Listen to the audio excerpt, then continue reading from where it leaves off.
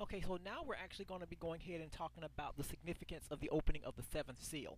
Now, the seventh seal, again, each seal, as we go through this, or as you've noticed from this particular study, each seal actually has something that's distinct and actually, I guess that actually has something special attached to it on its own merit. Okay, but this for this particular seal, when it's broken, there's something that's very special that's going to actually end up happening. And I want you who may be listening to this video to really pay close attention to what we're about to discuss, because again, this is going to be where the Lord God is actually beginning to set up circumstances so where would begin to deliver his quote unquote terror. Okay, but again, since the seventh seal actually contains various trumpets, or I should say seven trumpets, I'm only going to cover the first four in this video. And the next one that I'm going to do, I'm going to go ahead and finish covering up the rest of them, because again, there is something significant that's going to be going on here while we're talking about, the significance of, these trumpets. Okay, first of all, we have to understand is that after, everything happened with the opening of the sixth seal and everything played out with that, where God is beginning to manifest himself through acts of nature. Remember, we talked about that last time. When the Lamb actually opens the seventh seal, we notice that there's a silence. Okay? One thing that we have to understand is that each thing, as we've said and as I stated previously before, everything that happens in the book of Revelation, you really have to sit down and really think about it, because every action means something for the most part. Okay, but as we are, or as the Lamb actually opened up the seventh seal, it's already recorded in the book of Revelation that there was like what silence for what, like I would say around about a half an hour, and and it was all throughout heaven. It says for half an hour. Now, what we have to understand is that again, anytime we actually have a pause, we have to know that something is actually being able to manifest. Something is actually being played out. Something is beginning to happen. Okay, but for the most part, what we have to understand is that let's go back and really talk about really the significance of what we would call the seventh seal, or as it's also known as the trumpet judgments, because within the seventh seal you have a list of seven judgments. So when we're talking about the significance of the the trumpet judgments, because that's what it's sometimes referred to as, we have to understand is that this is a warning for the most part. Anytime the horn is sound, it means that there's a warning, something is about to happen. Okay, and there's really, I would say, a handful of, I would say, statements, or a handful of acknowledgments that I need for you to really understand as far as what is the significance, I'm sorry, of the trumpet judgments. And first of all, it's to warn that no one is going to be free of what's about to happen. All right. The second one that we have to understand is that it's going to be also, to call of the forces from both good and evil to do battle. And we see that also, when we're talking about the Battle of Armageddon and all these other type of battles and everything that's going to be happening later on down the road that we're going to discuss. Okay, and it's also to remind us again that Jesus is on the rise. He's going to be coming soon, the second coming of Christ. And what we have to understand here, there's a particular number that I actually want you all to really understand and pay close attention to. That number, 1/3. All right, each time that trumpet sounds, a third of the earth is going to be destroyed on some sort of level. All right, and that's again as going to be as a result of the sounding of the horn. Only a third of the earth is going to be destroyed, again, as a result of those trumpet judgments. But what we have to understand is that even though these trumpets are going to be sounded by each angel, we still have to understand that this is still not the final judgment of God. All right? A lot of people, if the ones who I guess will be living to experience all of this, will think, okay, this is our final punishment. This is what we're going to be going through. This is it. But I'm here to tell you that no, this is not it. This again is issues and circumstances that are leading up to what is going to be final. But again, this is not what's going to be final. These actions that these angels are going to be sounding the horn is not the final action. All right. What we have to understand and look at it is how interesting the timeline of these trumpets actually play out. Okay, if you look at these trumpets, you can see here that it goes back decades, centuries, or whatever the case may be, all the way back to the early 1900s. And again, it's so interesting. And I put two arrows there to let you know that look at the seventh trumpet and look at the time frame that it's actually covering. It's in the 2000 in the 20th century for the most part, and guess what? This is where we are. We're in that particular era right now. So really, it can be argued that we are living, in again, the timeline, or in somewhere in there within the sounding of the trumpets, even though we haven't seen for the most part full-fledged of what each trumpet represents and the destruction that it's going to do on the earth. According to this timeline, we are really near that era. Again, I'll let you all take a look at that and study it at your leisure, but this is just a timeline that I was actually gracious enough to get a hold of to post with this video, so you can really understand where we fall when it comes to our generation, the earth, and everything else, and where it's actually in line with as far as the sounding of those trumpets. All right. Okay, and again, we'll revisit those type of things, later on down the road. But what we have to understand is, let's go ahead and talk about, what these trumpet judgments is all about. Again, as we know, when the Lamb opened that seventh seal, there were, again, a silence in heaven. This is what we're told, all right? Now, as there's silence in heaven, now we're actually starting to see these angels that are coming about. Because John says, again, that he saw, again, the angels. He saw them, just round about him. And they were actually given, again, as according to the book of Revelation, they actually had 7 horns with them. Each angel had 7 horns, all right? And what we have to understand is that each time that there's an angel that's actually being placed before John, where John is actually singing, we have to know that they've been sent to accomplish a certain act, all right? They've been accomplished to really bring forth this vision that God wants John to see. Remember now, John is still sitting back and really just being an observer of everything that's going on. So now he, again, as we stated at the beginning of this entire teaching of Revelation, he's given a tablet, he's writing down these things, and he's trying to record as much as he can, because he wants everybody here in this day and time in this generation to know this is what's going to happen to the world, people. All right? So basically what's going on here is that before these angels can really begin to sound their horn, there has to be another specific special act that needs to be done. Okay? And there's only really one angel that can really actually accomplish that act. All right?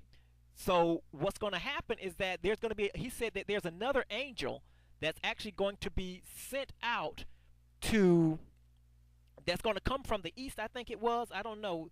That he said that for the most part, that's going to be carrying I guess, as they said, like one of those things that actually that people carry when they wanted to burn oil, that sort of thing, for the most part.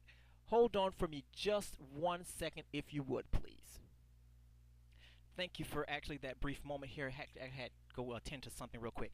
But continuing on with this lesson for the most part, again, before the actual angels can actually sound each of their horns, there has to be something special that's done. And the only person that can actually do it is another angel that's being sent here to actually perform some sort of action that would actually prompt the angels to go ahead and sound their horn.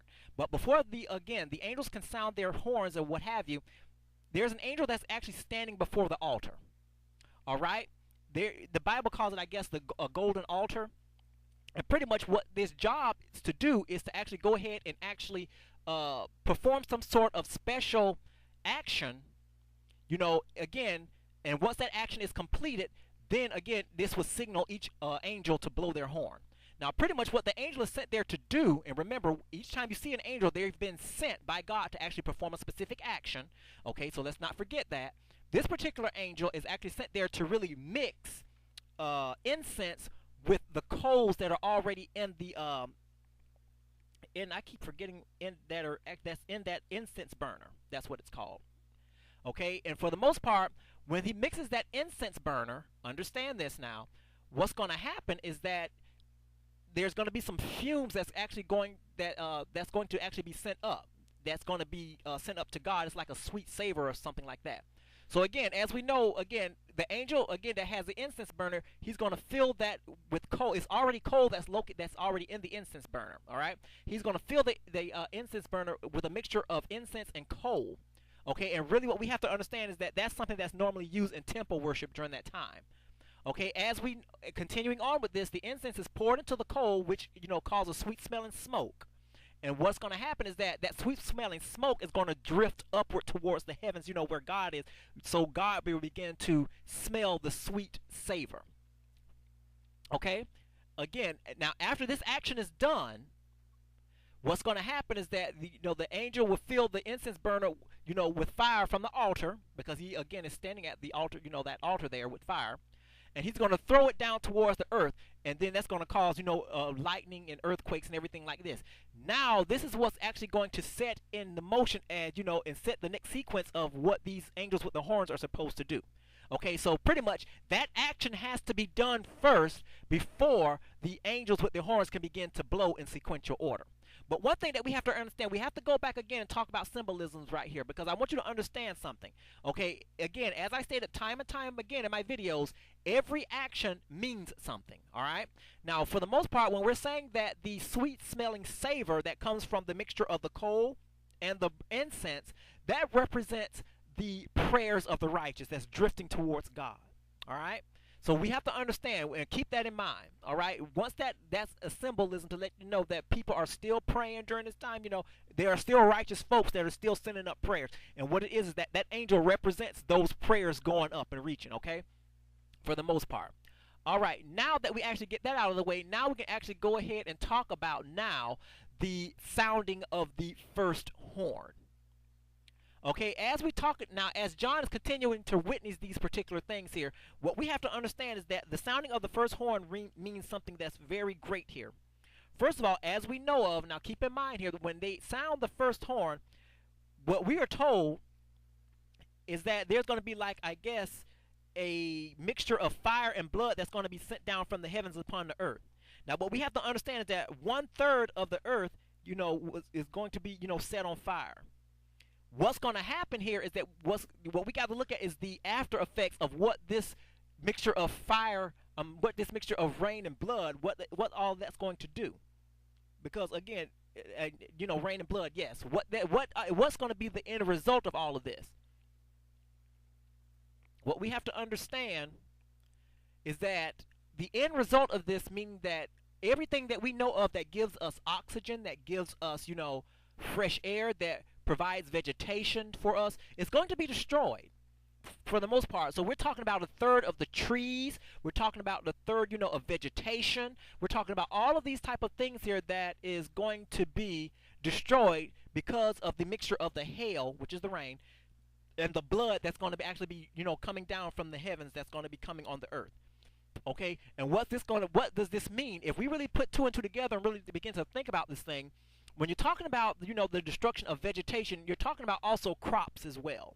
See, one thing about it is that we have to kind of really do a little bit of critical thinking here, because, again, the book of Revelations is a thinking man's book, or thinking man's prophecy, if you really want to look at it that way. So when we're talking about actually destroying of the, the third of the trees and the vegetation and crops and everything, we have to understand is that that's going to translate onto, what's going to happen to the famine that's going to go on again with food. I mean, like I say, all of our vegetation, everything, it comes through crops and everything, people growing, different produce and everything, to sell to supermarkets and everything, so it can, that sort of thing.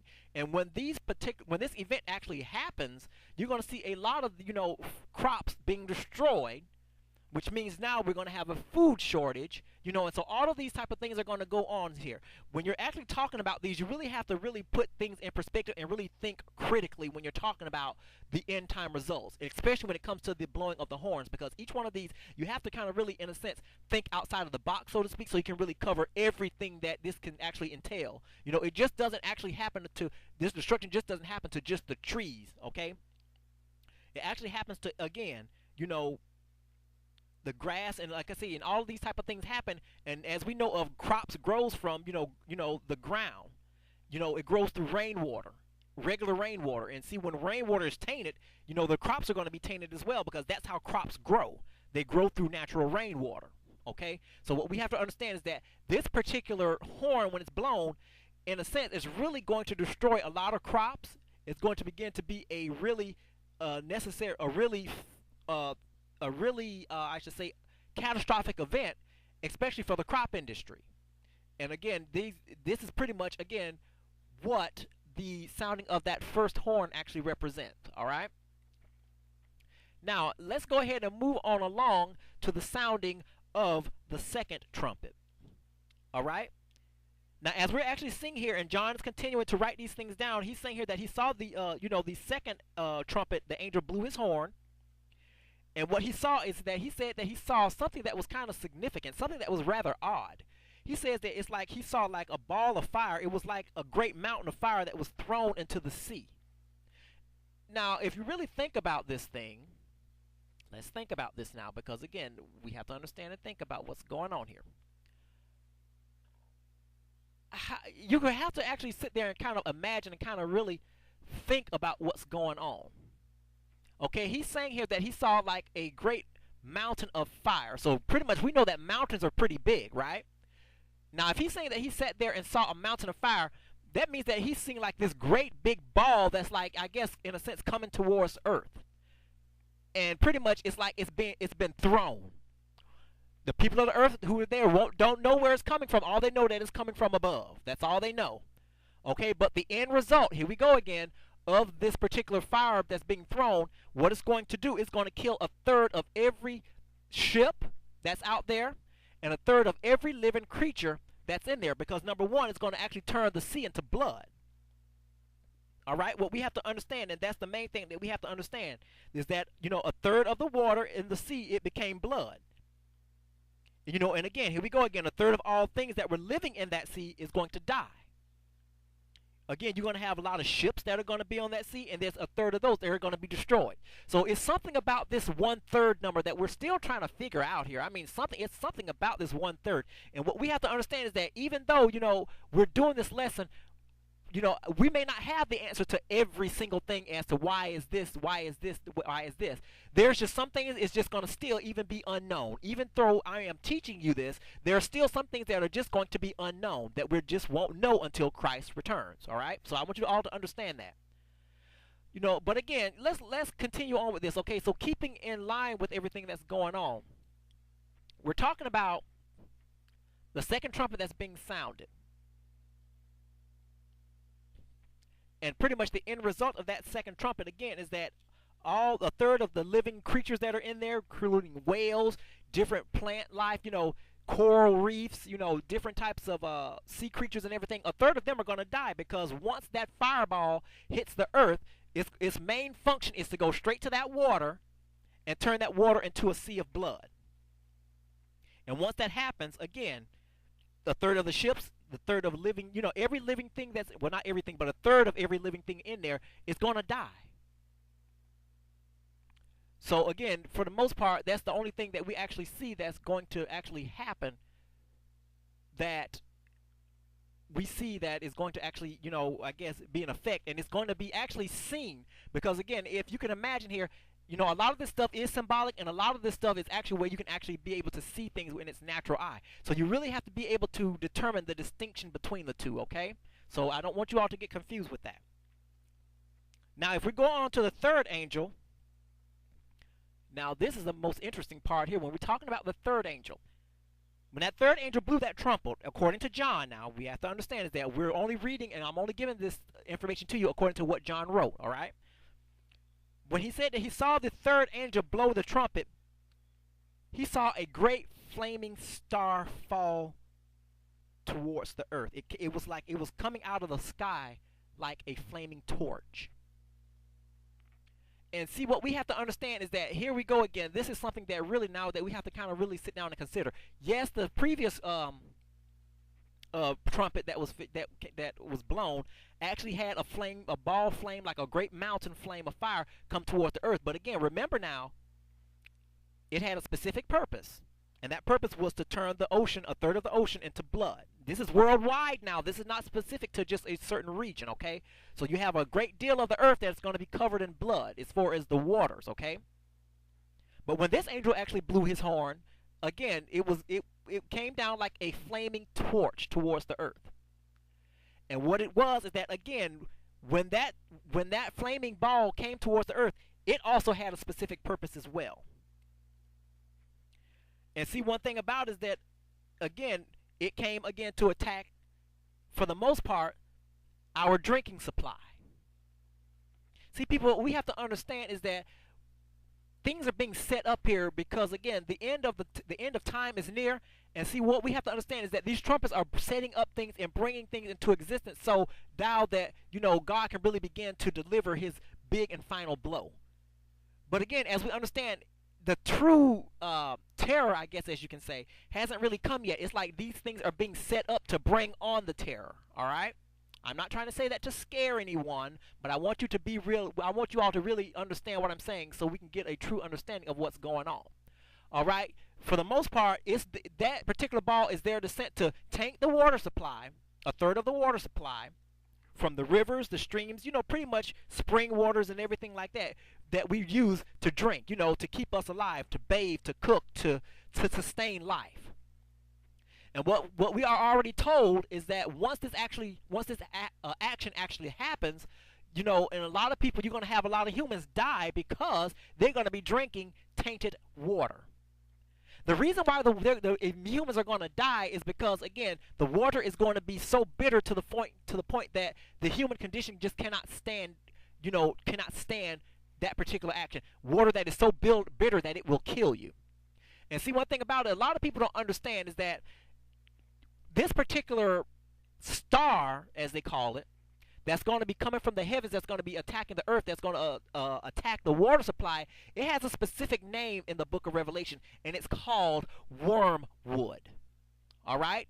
What we have to understand is that wormwood, for the most part, if you really think of it in a physical sense, as how we look at it these days, it really stands for something that's really bitter.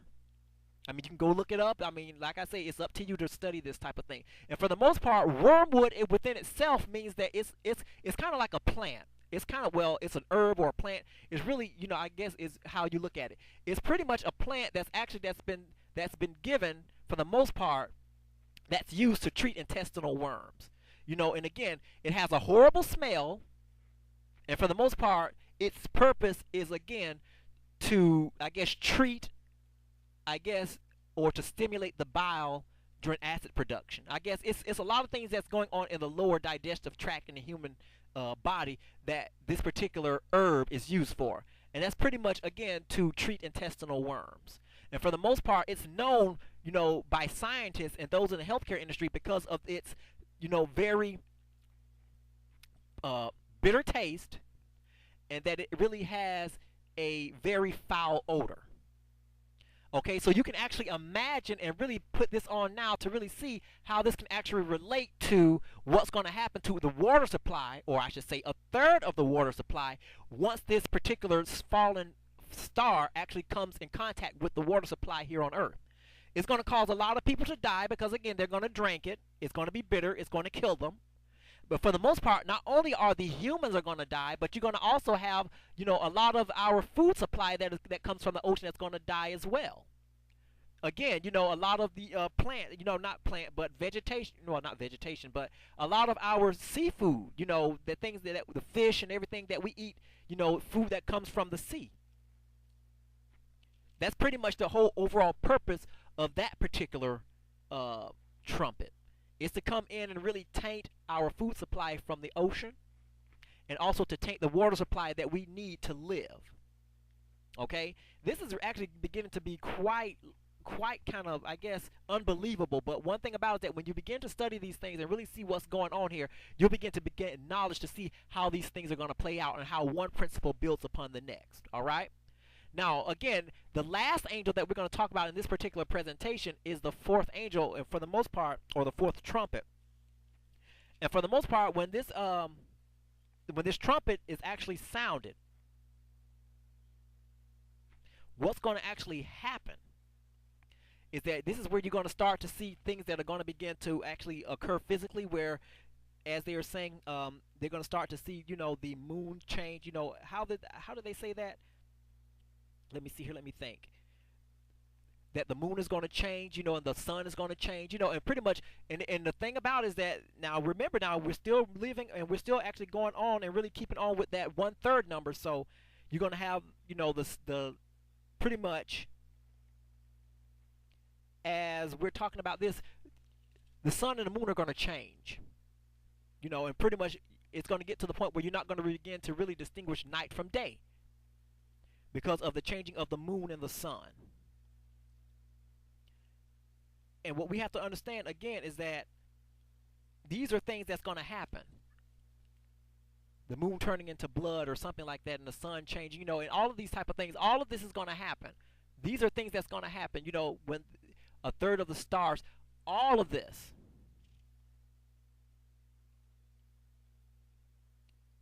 You have to understand that this is just it's very amazing here. I got to go back here because I got to really look up this thing here because I am not going to stop here. Okay. To take that back, okay, I guess I'm kind of getting a bit more excited in this, but when that angel blows his fourth, when the angel blows that horn for the fourth time, the fourth angel blows his horn, we're going to see a third of the sun and a third of the moon that's going to be affected.